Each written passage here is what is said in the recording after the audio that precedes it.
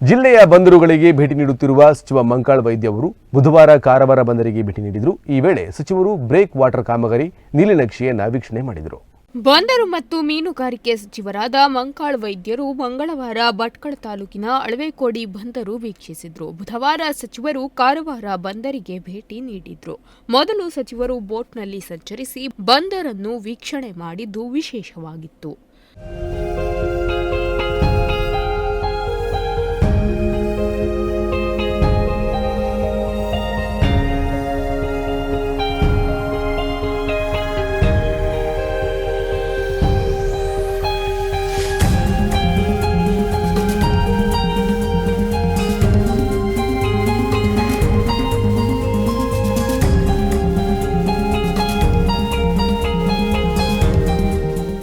ಕಾರವಾರ ಬಂದರಿನ 2ನೇ ಹಂತದ ಅಭಿವೃದ್ಧಿ ಕಾಮಗಾರಿ ವೀಕ್ಷಿಸಿದ ಸಚಿವರು ಬ್ರೇಕ್ ವಾಟರ್ ನಿರ್ಮಾಣ ಕಾಮಗಾರಿಯ ನೀಲನಕ್ಷೆ ವೀಕ್ಷಣೆ ಮಾಡಿ ಮಾಹಿತಿ ಪಡೆದರು.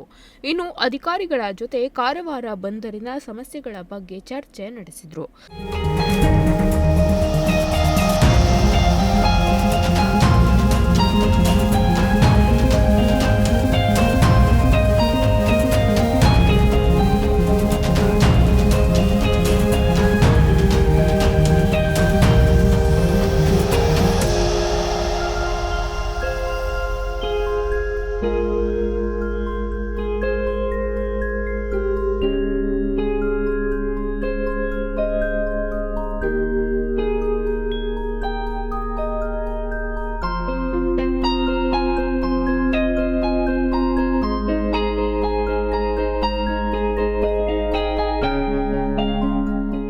ಬಳಿಕ ಮಾತನಾಡಿದ ಸಚಿವರು, ಕಾರವಾರ ಬಂದರನ್ನು ದೇಶದಲ್ಲೇ ದೊಡ್ಡ ಬಂದರು ಮಾಡುವ ಯೋಜನೆ ಇದ್ದು, ಈಗಾಗಲೇ ಮಾನ್ಯ ಮಂತ್ರಿಗಳಾದ ಸಿದ್ದರಾಮಯ್ಯ ಹಾಗೂ ಡಿಸಿಎಂ ಡಿಕೆ ಶಿವಕುಮಾರ್ ನೇತೃತ್ವದ ನಮ್ಮ ಸರ್ಕಾರ ಇದಕ್ಕೆ ಎಲ್ಲ ರೀತಿಯಲ್ಲೂ ಬೆಂಬಲ ನೀಡುತ್ತಿದ್ದು, ಶೀಘ್ರದಲ್ಲಿ ಬಂದರು ಅಭಿವೃದ್ಧಿ ಕಾಮಗಾರಿ ಆರಂಭವಾಗಲಿದೆ ಎಂದು ಹೇಳಿದರು.